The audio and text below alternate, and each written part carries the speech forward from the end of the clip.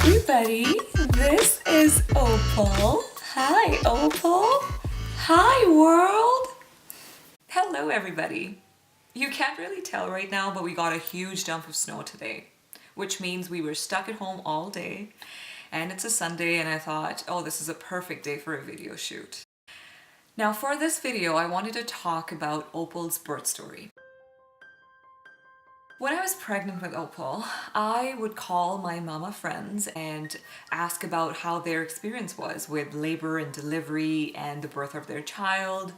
And every time I would call my friends, I would hear a different birth story. And that's when I got super excited about having my unique birth story to share. Opal was due on December 6th, but 2 weeks before that, we got all prepped up. So my hospital bag was ready, and Jass's hospital bag was ready, and my mom had arrived from California. Jass had stopped working. I had wrapped up all of my work as well, and we were kind of ready to go. However, 2 weeks passed, and there is no sign of Opal. I am on my due date now, and I'm like, okay, what do we do all day? So 8 days past the due date, and still no sign of Opal. Jess and I went to the hospital, and they inserted a medication called Cervidil that would induce labor in me. And it worked.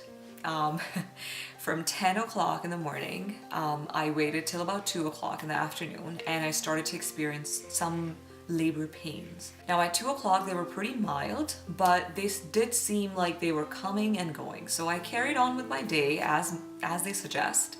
And at around 10 p.m. these pains gradually now had become more frequent and more intense.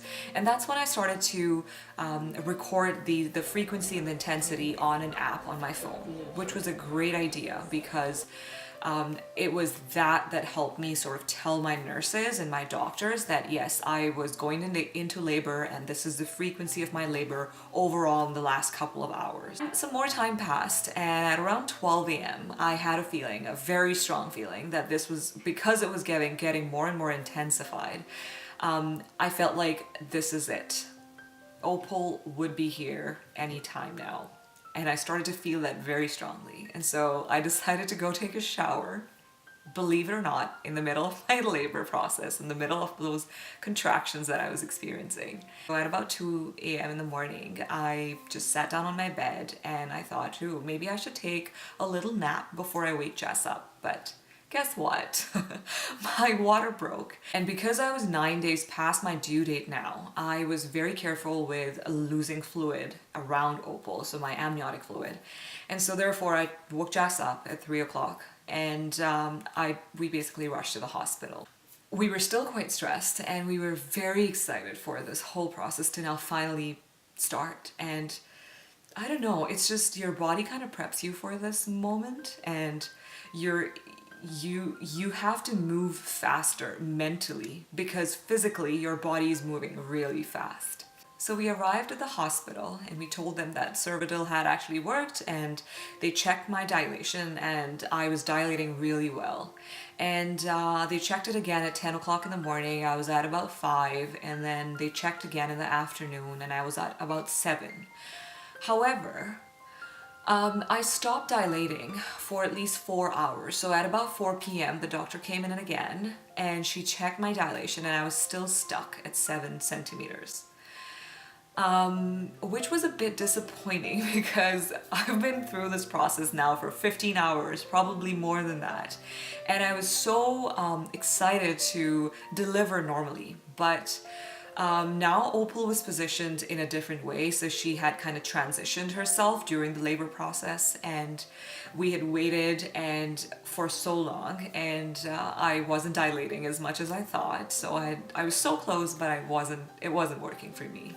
And so Jess and I made a very quick but very difficult decision that we're gonna go with a C-section. And I'm so glad and so excited to tell you that it was really good and it went really well. So Opal arrived at about 4:25, and she was this perfectly baked kid ready to see the world, and she was so excited to come. She was a bit surprised because a lot of times when kids come through the vaginal way, they have prepared themselves and they have worked really hard to do that. Opal had worked so hard as well. Poor thing, she tried her best, but when she arrived through the C-section incision, she was just shocked to see the world, to see so many people.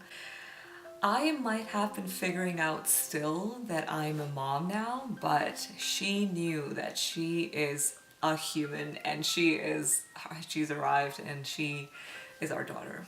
I was super exhausted from the whole labor process and then going through and prepping for this emergency C-section. But Jas was right next to me, and that was really helpful. And it was just the most beautiful process for us, just the whole feeling of hearing her crying and then finally getting to hold her in our arms. And because I was so tired, I literally was requesting Jas to hold her really tight when the nurse put her on my chest, because I was so scared that she would fall off because I was so weak I couldn't really hold her that well. So my C-section went really well, and I was out of the hospital in about 2 days, and then our story began at home. So in future we'll be sharing a lot more videos with you guys as she grows up, and we'll be sharing our routines and how Dawn is with Opal. But yeah, see you everybody, thanks for watching.